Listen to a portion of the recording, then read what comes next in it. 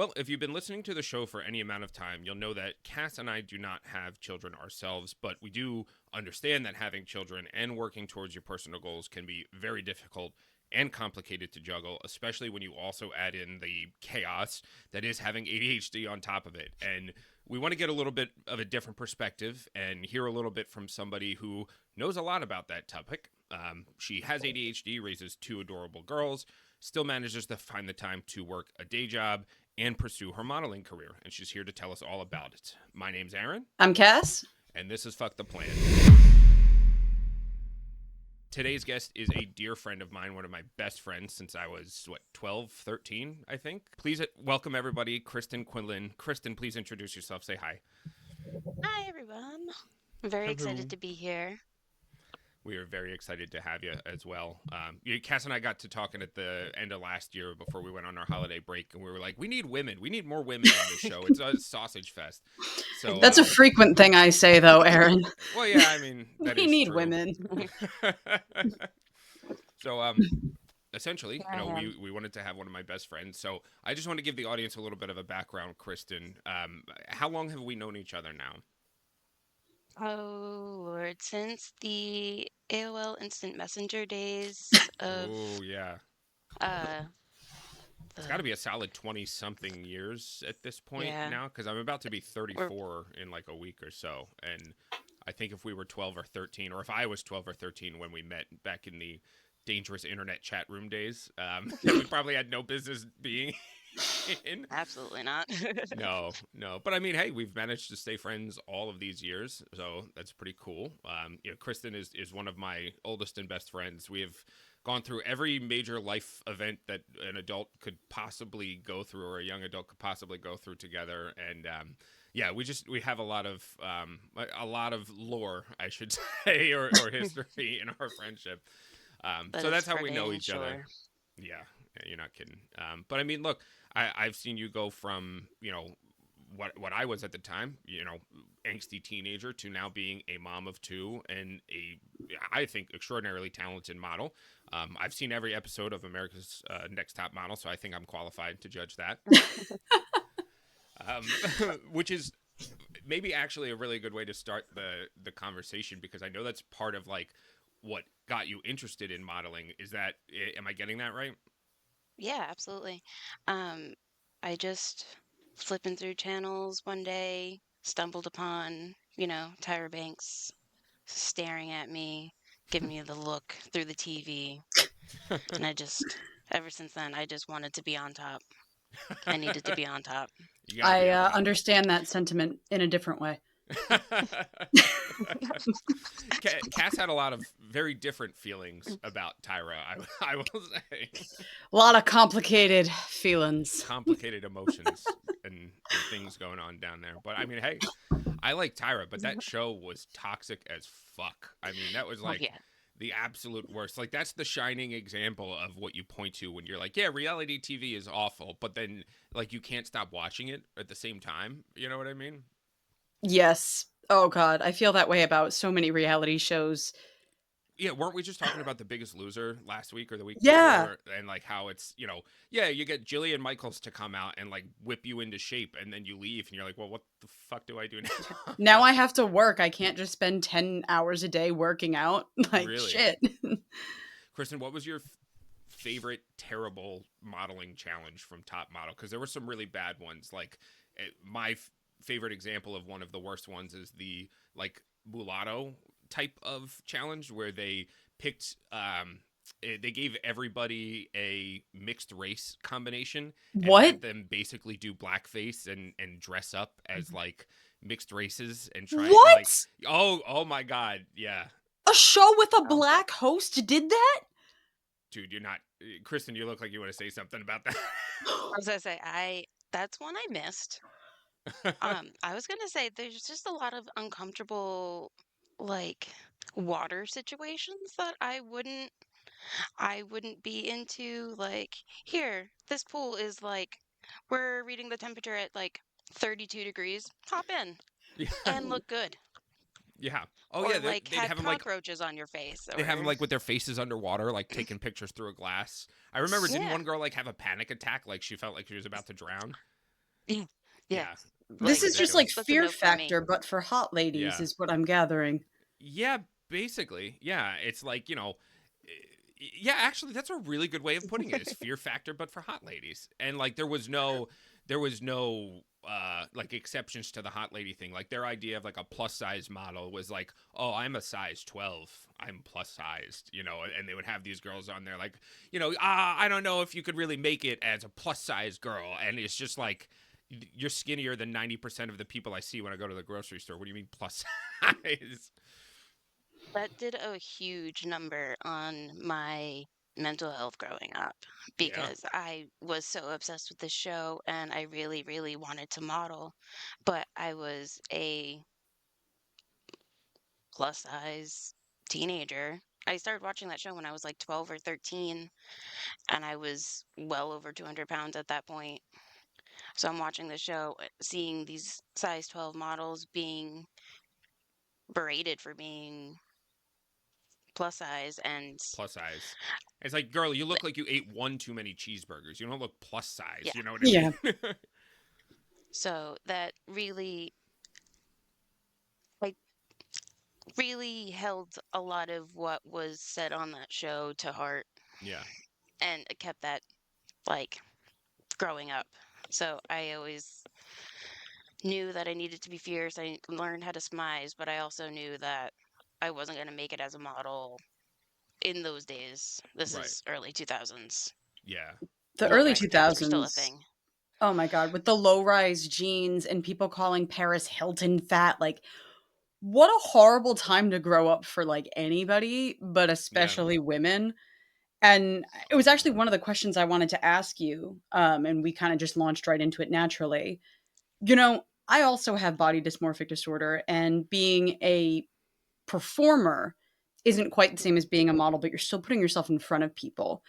And so, how did you kind of get over all of those embedded insecurities and toxic, bullshit from the media and like say, no, fuck it, I'm going to do this? Um, it was something. It's really hard to pinpoint, but it's though I was heavy growing up, people always still tried to give me the confidence, like, you're heavy, but you're so pretty. So that always put me in that weird place. I'm like, okay, if I wasn't heavy. So I spent a lot of time trying to lose weight.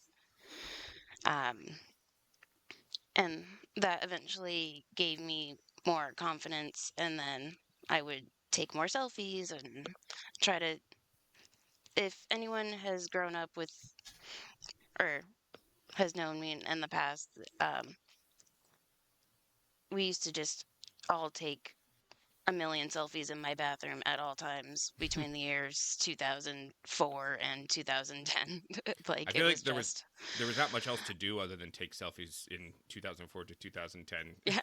The So I healthiest just, thing you could do. Oh yeah. yeah. So just learning how to make what I had look as good as I could on camera myself, Yeah. eventually led me to think that, hey, maybe someone else could take my picture and make it look better.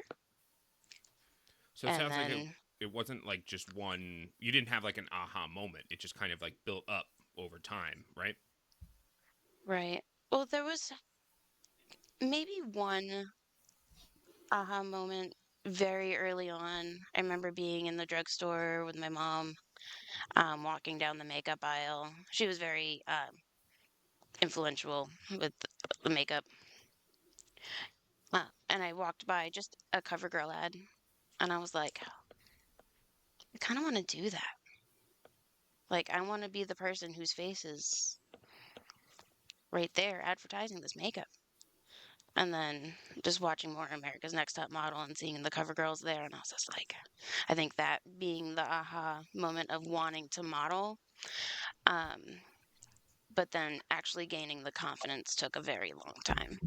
Yeah, I can imagine. That was a very slow progress. Yeah, and I Yeah. mean, it basically with the show, what I've seen and what I've heard a lot, especially with that show, is that it is kind of very similar to what the actual modeling world is or was like. You know, people do get treated like that and do have to do all these ridiculous things and they don't really care.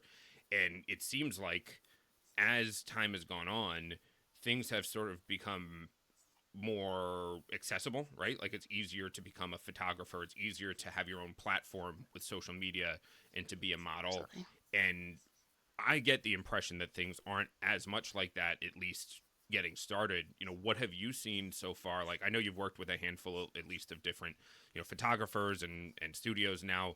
Do you find the modeling world to be still pretty similar to that, or something different? So the area of the modeling world I like to stay in is the people who match your art's vibe. You, um, if I don't vibe with you, not on the like not through photos or Mm-hmm. anything else, like we have to vibe face to face before anything. So I've actually narrowed it down to like more of a select few of people that I have been working with now. So I haven't worked with some of the like the top more professional, like Like more commercial type of things. more commercial. Yeah, absolutely. But I have seen a lot of people who have, and I've heard their stories of just the craziness, like Yeah. someone who was a size 2, they accused her of being a size 4 and like fired her off a shoot. Well, God forbid. God Yeah. forbid, yes. You Whew. know, So you're like like one th- size different. yeah. Or like you drank a little extra water that day. Yeah. Or That's so like silly. or like people with like acne and having to deal with skincare and still being a professional model. It's just there's so much pressure on things you can't quite control Just to be perfect, right? And it's just to like be perfect. it's not like it's like you said, you don't control that. You know, you're born with it or you're Right. not. You know, certain times, and it's like, you know, I get that sometimes you want a certain look for things, but maybe the world needs to be more accommodating of different looks rather than wanting to see everything the same. So, I mean, I kind of understand a little bit of it because Marissa, my wife, is really into that show as well, and just kind of modeling and art Mm. in general. So I have an idea of the difference between, like, you know, a commercial model versus more of an art model, more of like a like an Editorial. editorial kind of thing. But could you kind of describe, like, for the listeners, like what the different types of modeling are and what you sort of focus on? Just briefly, you don't have to go too much detail. Yeah. So commercials more just like that happy, like I'm gonna sell you this product. Mm. Like something you would find in the drugstore that caught my eye. So like Um, somebody holding the face wash and smiling, yeah. you know, on the advertisement, like buy Yeah, this like putting face on the lip wash. gloss. Yeah, Oh yeah, absolutely. Um, I I lean more towards the editorial artistic side, or that's where I like to lean. My heart is still open to commercial. I just haven't had as many opportunities yet. yet, Yet. Um, manifest that. yes. We're gonna put some good things out there. Hopefully, this brings you an Yes, opportunity or two. that would be awesome. Um, I like to lean more towards editorial, which is more like moody, artistic. Like tells a story I'd say somewhat. more story based, more I just want to like angular and I always Oh, I go like into that. like Do my the pose again. just like a All little right, like Cass, goblin I want to mode. see you recreate that. I'll try to. Wait, all right, do it again. We're gonna. This is gonna be the cover for the episode. There we go. I love I it. like that though. And you know what I'll do is I'll put up I'll add in a couple of shots from one of your more recent shoots that I saw.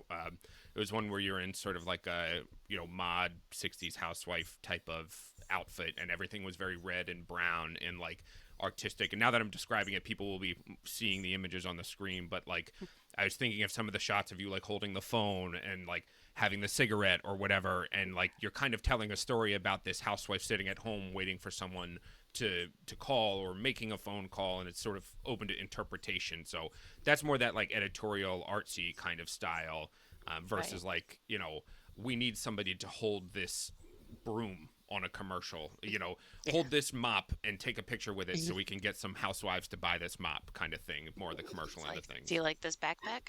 We got this backpack. We've got this backpack. You sound like a shady drug dealer in like an alley. Like, you want a backpack, kid? Got some backpacks. I got some backpacks in the back. Got the good shit. Got that Okay, JanSport. and then they open a You backpack and pull it's them. full of other backpacks. And they're a backpack dealer, you know. I got them knockoff JanSports, bro. Black Backpack market plug. JanSports. So how did you like get into that and like meet those people when you wanted to start pursuing these shoots? Like, did somebody approach you, or kind of how did you start? Um, luck. Luck is what I'm gonna call it. There was a photographer I started following. Um, Long story short, I found her through a group of girls that I used to be involved with, and they had used her for a shoot. I had followed her work. I thought that it was really beautiful. And then all of a sudden, one day, she posts a contest for a free photo shoot. I was like, okay, I'm gonna let's try my hand at this. Lo and behold, I actually won the photo shoot. Oh, So it was a little fairy themed photo shoot, just had wings and a pretty dress, just running through a park. And I used every ounce of skill that I had learned from Tyra. And it just, like looking back, I'm like, yep, that was definitely a first photo shoot, but it sparked, yeah. it created a monster from there. A little bit of I like just proof of needed to do it concept. again. It was like, oh Yeah. wow, look, I can actually do this, and like build confidence. And Cass, how many times have we talked about like you've got to start somewhere, and if you don't start somewhere and be bad at it for a photo shoot or two, you will never be good at it. You know, you have to do things incrementally, little by little. It's one of the Right. things that we talk about all the time on the show. Well, imposter syndrome is so big with any type of creative person. Yeah, Um, I haven't written anything in ages, and I'm like, oh, I'm not a writer anymore, despite the fact that I've written so much shit in the past. right. And we're all just so hard on ourselves because, especially with social media and especially with modeling, I assume, because you're just seeing everybody else's output and everyone's showing you their highlight reel, and all you're thinking about is your like behind the scenes drama that no one else has to see, but that's all you can focus on. Yeah, And Absolutely. it's really difficult to get over, and those like first little opportunities, that first photo shoot, it was proof that hey, I've got this in me. I've got the innate skill. I can do this, and now I'm going to get better at it. yeah. It's like the first time, you Exactly. know, people don't realize I've done photography for, you know, weddings or for whatever, you know, just people have wanted pictures taken, and you know, you might shoot 1,000 frames and get 10 good pictures out of it, and nobody sees the 990 that sucked because you only see the 10 good ones. But the idea is that, all right, maybe the first time you get 10 good ones, the second shoot maybe you get 15 good photos, and maybe 20 the next time, and then you get better and better as you go, and you still just, you know, kind of focus on those highlights there. You know, it's like you're not going to be able to be good at something unless you're doing it, and doing it is practicing. Like, being bad at something is the first step to being good at it, and you have to work at it just like anything else. Isn't that an Adventure Time quote? I don't know. It might be, and if not, then it should be. I love that show, anyways. But yeah, so that's really awesome, and it's cool that you kind of lucked into that. And then from there, did you like go and pursue other shoots with the same people or like with different people? You know, how does it kind of progress from there? So thankfully, this specific photographer was running some collaborative events Hmm. where multiple photographers of different um, skill levels and abilities and different models of different skills and abilities would all just meet up and come together and just go rogue, would just go shoot Oh, kind of um, like a big whoever. brainstorming session, almost, right? Yeah, we would like go meet up at a park and just go separate into different groups. And then it was really, really a really great way to meet new people. And these events happened um, like once a month or so for like a good couple months. So I was able to meet dozens of photographers and dozens of models who then work with other photographers and other models. And then that way you just keep growing and growing your network that way, where everyone is just wanting to learn and build. Yeah. Are these like free They events, or do you pay? Does somebody pay you? You pay like Oh. a ticket fee, nothing like nothing too crazy. Um, there's a lot of these events going on at all times. I know like 4 or 5 other different creators who have these events going on right now, and I I love to see it. Yeah. It's such a good way to just come together. It brings so much less toxicity to the modeling world, I find, Hmm. because you're just there to build your craft.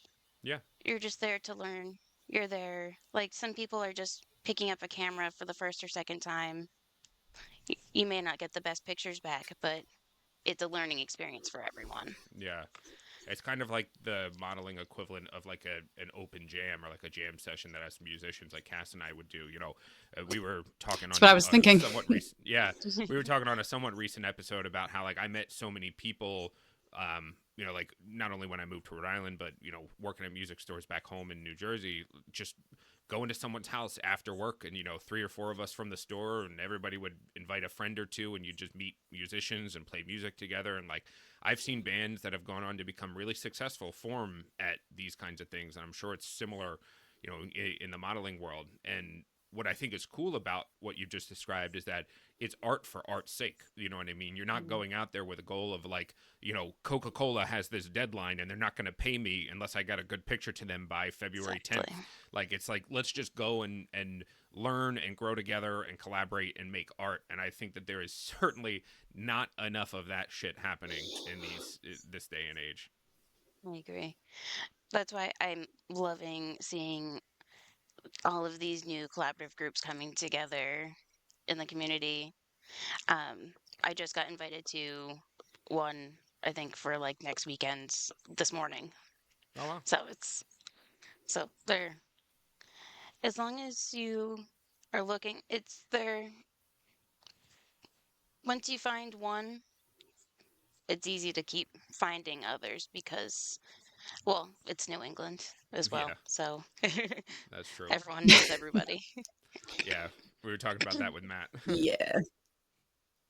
That's cool though. So I mean, it sounds like it's you kind of have more opportunities than you have time for after a certain point. So I was curious. I know you have a lot going on with your life. You have 2 children to raise. You have a day job. You have a husband and family and all of these things. Your sister and your niece and nephew. Like, tell us about like how you work this into your schedule, or maybe even like what your schedule is like, because it sounds like you have a lot going on. My life is chaos. My life is chaos with two very chaotic toddlers. They are 3 and 4. Oh Yep, God. confirm. Chaotic but Yes, adorable. yes. They are the cutest things in the world. I'm biased, but they are cute. They Um, are. so an average week, um, I cut my hours back at work just a little bit just to deal with some mental health stuff. Yep. Gotta But avoid that now mentee B. You gotta I take care of love yourself. that phrase, trying and I'm gonna start using it now. how to avoid the meant to be. Um, but so besides that, we have one in school. My oldest is in school, so that's 2 days a week. So it's like 30 hours of work trying to manage drop off and pick up. Thankfully, her school is really good and it has kind of like an open, like they're open from this time to this time. You can drop off and pick Yeah. up from whatever, which is really convenient. Um, so modeling comes in when, God, there is a moment. Usually the stars, these days, the stars have to align a little bit harder. But usually with enough notice, I thankfully have a really great husband who is very supportive of my modeling. And he, if I say, hey, there is an event, there's a photographer I want to work with, they're open this day, it's like 2.5 weeks away. Can we work it out? There's usually no problem.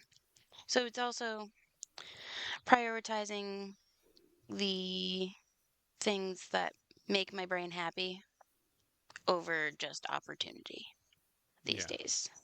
That's cool. I'm glad you said that too, because it's something we're often talking about. Is you have to put some kind of a priority on it. And I know, again, I can't speak from experience. I don't have children myself, but I know this is a common thing that I hear is that a lot of parents have a tough time rationalizing, prioritizing themselves and things for that, and I have a tough time taking that time. So is that something that you struggle with as well? Absolutely. Any time away from these girls breaks my heart. Understandable. Anyone who knows, when I was, example, when I was in the hospital giving birth to my second child, I had a panic attack about being away from my first child. That's tough. So I actually kind of fought my way out of the hospital a little early, and so I could have my whole family together. Oh, But that's cute. um, so I really like to prioritize my time with them as much as possible. So when there's a shoot and it's like an hour plus drive, plus, an hour plus of shooting, then an hour traffic and all that jazz. Yeah. By the end of it, it's really hard to not feel really guilty Yeah. as well. Like you get the confidence boost of like, yeah, I just did that, but then once you're back in the car, hands on the steering wheel, staring at the highway, you're like, what did I miss? So Yeah. Yeah. Have you ever gotten to do a shoot with them, or is that something that you're hoping to do someday? I have done a few, well, we'll do family shoots. I have my one really great friend, Becky, who has done um, all of my family shoots from maternity, our wedding, newborn shoots. She's even done a few of my boudoir shoots. So it's like she's done it all. She's seen it Um, all too. It sounds like. she's It's good to find um, someone you're comfortable with, I guess. Comfortable yeah. with around your kids. That's cool. So they like, I know they're adorable. Every time I see them, they're little hams. You know what I mean? So I get the impression that they eat up the attention and that they love it. Or maybe I'm wrong. Maybe they're screaming at you the whole time. Well, little A, little B. Little A, Valerie, my oldest, is a ham and a half. Can confirm. Like, yes. That I kid pull a is camera always out. cheesing. She's cheese. She's got a pose going. She's doing something. Mama, can we take a picture? Mama, can we take pictures? Mama, can we do makeup? Our new thing is we go to the Oh, nail salon together. oh. She's a little diva, but the little one is a little bit more of a homebody. She likes no pants and TV and not Now you're brushing her talking my hair. language, kid. Yeah. That's cool So though. when it comes to like photo shoots and stuff like that, she's a little bit more shy, but again, my friend Becky's so good at she's rolling on the floor, throwing things in the air. She's got things on her head, like anything but getting these kids to say cheese and just Yeah, making them laugh genuinely is it's so awesome to see. that's cool. That's got to be a special skill set. She deserves all of the awards. Yeah, we'll give her a shout out. We'll put a link. So when I get all your link info, send me her info too. We'll put it in the Yeah, description absolutely. here. I'd love to. Yeah. So I mean, it sounds fun, but there's obviously like challenges and things like that, and I want to kind of bring in some of the ADHD stuff too. And one of the things that you mentioned to me is like that whole like hormones versus ADHD thing. Like talk to me about some of the things that you struggle with, or some of the challenges to like having it all, quote unquote, and having this like mom life with your family, and then also having to deal with a job, having to deal with pursuing the things you want. What are some of your challenges that you have with it? Oh, there's a challenge every, excuse me, every step of the way. Excuse me, sorry. I am met with some obstacle every every step that I take usually. So I have just started preparing myself, gearing up if I know I have to do a task. I just wait for something to go wrong. When it doesn't, I call it a win. If something goes wrong and I handle it well, we call it a win. If not, we go take a minute in the room and cool down. But there's there's so many challenges, especially with the hormones. I just got diagnosed with PMDD, so it's like PMS, but like on steroids. Oh God, I'm so sorry. Thank you. Oh, Um, so realizing that like the mental health was already like on thin ice, we might as well add on extra hormonal struggles for about 2 weeks out of every month. oh Great. God. So yeah, so when you start to be like, I'm getting a little extra hungry, I'm gonna eat a little bit more these days, and then all of a sudden that turns into you sobbing into a bag of popcorn, and then all of a sudden that turns into I hate my life, I hate everything, like burn it all down. Yeah. And I'm sure that the ADHD makes that even worse, because I find that like some of my anxiety struggles have a lot to do with that sort of self-reflective part of it, where like you're almost too critical of these things, and like you hold yourself to a certain standard that you may or may not actually be able to attain because of the way your brain is set up. Is that something you deal with too? Oh, absolutely. I suffer from a lot of why can it of course now my brain decides to not. What is that called when executive dysfunction? Yes. So when you add the crazy amount of fatigue that the PMDD brings on, and then the executive dysfunction, but also my brain is telling me that there is 800 things to do. It needs to be done now. We need to be up and moving, and my body is literally screaming, please, please no. So I literally am just sitting there, usually just standing in the kitchen staring out the window for a few minutes a day, just Just you ever trying have to that get thought, through just it. like, what in the fuck is going on? Like, Yeah, you know, like what do I do now? like as you We said that, just I thought of there were a few moments that I've had that have popped into my head of just like standing in the middle of the kitchen, like wondering what the fuck is going on, or what the hell to do. And it's just like you kind of like different parts of your brain are stopping you from doing different things, and then you just kind of end up frozen, and you can't do anything, and then you start feeling worse about it because now you are far too self-aware at this point in your life to not realize, and you're like, oh shit, now there's things are going to get worse because now I'm in this place. Oh God, yeah. nailed it. Yeah. Nailed it. Yeah. It's like part of that ADHD mental health experience that a lot of us share. And I find that it's like, it's a very common experience to have like one of the worst ADHD symptoms, or one of the ones you experience most is like fatigue and just like mentally being tired of thinking and figuring out and planning. And it feels like every second of every day I'm trying to figure something out.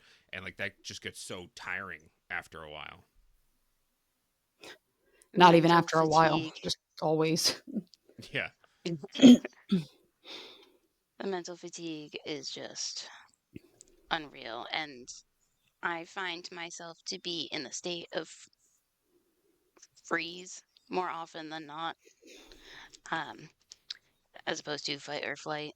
Yeah. There's some mornings I wake up and choose fight, but I feel I like you think have we all to as a choose parent, violence in today. right? Like you Mm. kind of have to. You have to be like, look, kid, I'm gonna drop kick you if you don't eat the damn Cheerios, you know. And It's I like, say what do that you with mean you're love. not eating the French toast that you just begged for? And because now you saw that your grandfather has oatmeal. Like, why? Oh, to be a child again.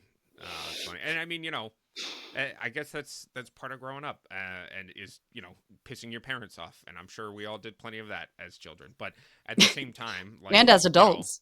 and as adults, yeah, I'm I've sure been there.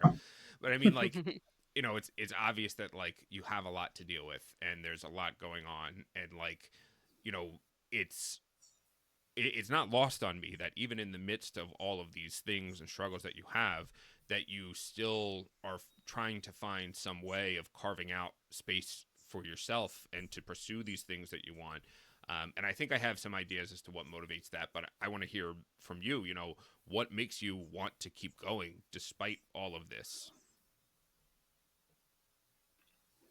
That's a good question.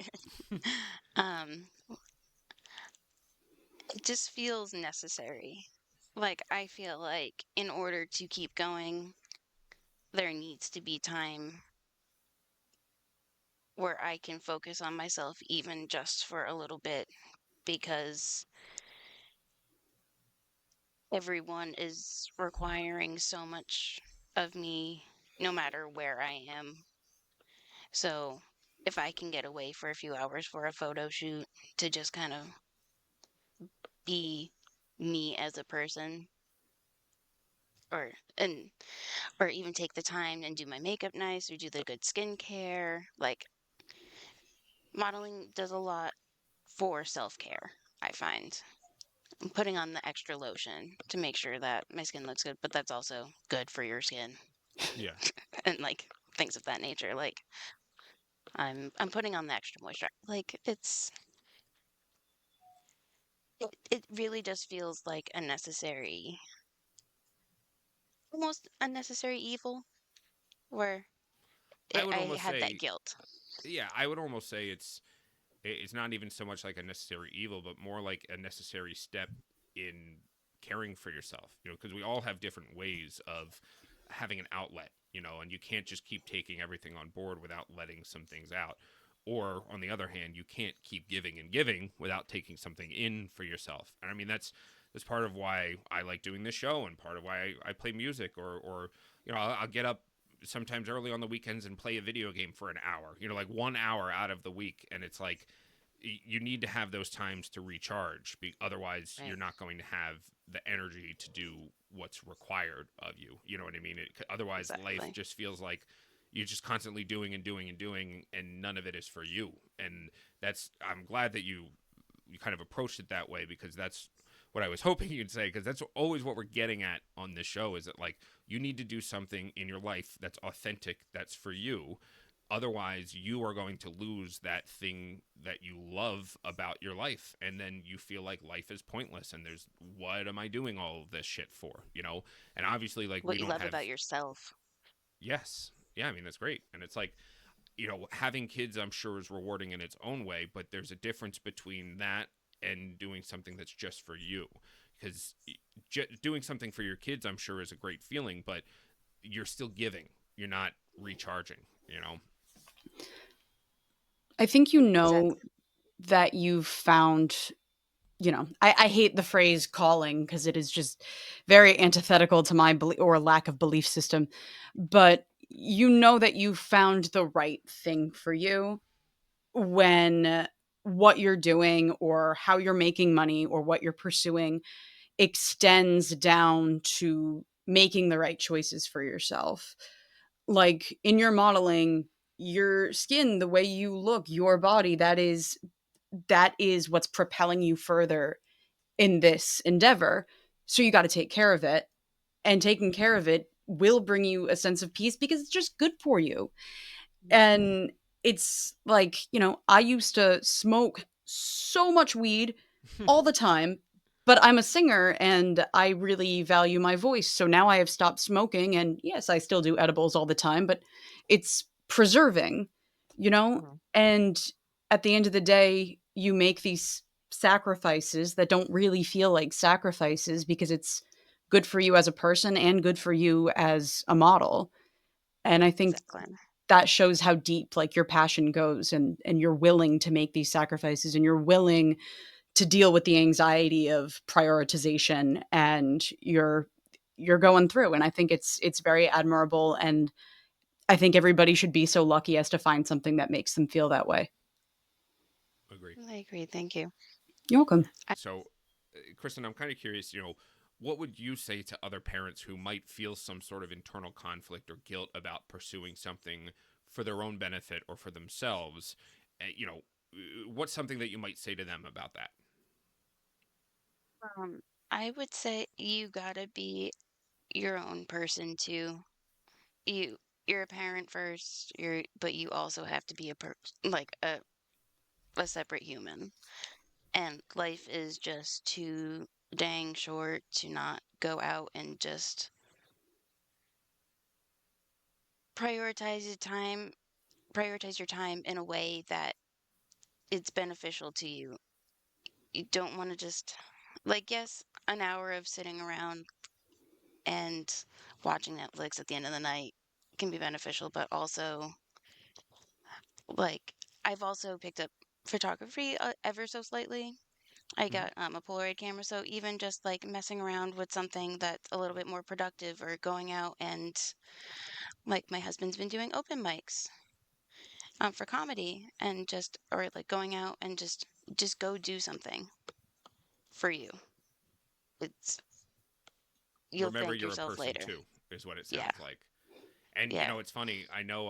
Well, we kind of started this episode off talking about reality shows, and not that they're the greatest shining example of insights into human culture, but sometimes one of the things that Marissa and I like to do for funsies is we like to watch some trashy reality shows because they're just funny. And like, Yeah. I don't think that a show has to be good to enjoy watching it, right? It's awful sometimes. They also But make you feel better about where you are in life. absolutely, Bingo absolutely. bango. Hmm. But there are a lot that I've seen, and one recurring thing that I've seen is that people who have raised children and spend a lot of time just like giving themselves to their families, specifically the moms, they have this realization as their kids start to grow up and move out that holy shit, I've spent the last 20, 30 years having zero idea of who I am as a person. And now that my kids are gone, I have no idea what my identity is because I haven't been building it. I've been focused solely on that. And like, yes, obviously you do need to give a lot of yourself to your family to be a parent. Like there's Yeah. no getting around that. But at the same time, if you are not carving that time out little by little for yourself over the years, you're going to be left with a big hole at 50, 40, 60, whatever at an older age because you didn't put any time into that or effort into that. And I've seen on a lot of these shows people get divorced over this. People have mental breakdowns over this because they're like, I spent my whole entire adulthood, doing things for other people without ever remembering who I am as a person. And now I don't even know if I want to keep doing what my life is about. So it's one of those things where you might not notice it week by week, but you'll notice it after a decade, after 20 years, that you've got nothing left for you. And when that's all there's left, you'll feel remarkably empty. I know the loss of identity or the feeling of a loss of identity is real, and that is I something I guess I'm trying to avoid subconsciously. Yeah. And it's like um it kind of speaks to something um again, I was having a conversation the other day with someone about this. Like, I think our generation, the sort of millennial generation, is going to be one of the first that is self-aware enough to not pass on a lot of these things that our parents' generation did. And again, they only know what they learned from their parents' generation, but at the same time, I think the culture is more open now, at least in the US, but hopefully globally, to where we can have a look at ourselves and say, hey, this is what I see happened in the previous generation. How can I avoid passing that trauma down to my kids? And I think it's a beautiful thing that you're doing, showing your girls that, hey, you can be you and you can have yourself and you can also have a family and have that. And I think that one of the things I'm always talking about is so relevant here, which is balance in some way. We need to find some kind of balance in our lives. And I think that's what life is all about in a lot of ways, is balance, balancing things, balancing priorities, balancing your brain power, and I think Your that's time. yeah, your time again. And I think that's a really good illustration of that, is like why it's so important. Because if you wake up in 30 years and realize that you hate your life, who do you have to blame for it? And it only gets worse and worse the further into it you get. So taking that time to carve something out because it's going to help you, I don't see as a selfish thing. Whereas past generations might say, oh, you're selfish taking 3 hours on a Saturday to go and do a photo shoot. Now, I don't think that at all. I think that's unselfish because you're setting yourself and your family up for a much more mentally healthy mother down the road. I do a lot of what I do to try to be the most mentally stable mother for these two girls that I can be. I'm not perfect. Not every day is perfect. I yell. I'm gonna yell. But Sometimes you have to. what you have, yeah, That's pretty with these typical. two tornadoes. She's like, I'm not about to put myself on blast on this podcast, but yeah. um, but it's also just the point that it's just tomorrow is just never guaranteed Yeah. for anyone, anywhere. So just live life that way. Yeah. Just that's that's just been a huge like brain shift for me thinking like it's inspired me to go out to go to the show, Yeah. to go see the concert, to go try that restaurant, to go hang Yeah. out with those friends you don't see often. YOLO, It's as they just used to say. yellow. As the elder Uh, millennials used to say. as the elder, as I myself said several times. But I think that's a really good point that you make. Say yes, and if there's a way you can figure it out, do it. You know what I mean? Is there a financial or other kind of benefit to some of this? In some ways, yeah, maybe.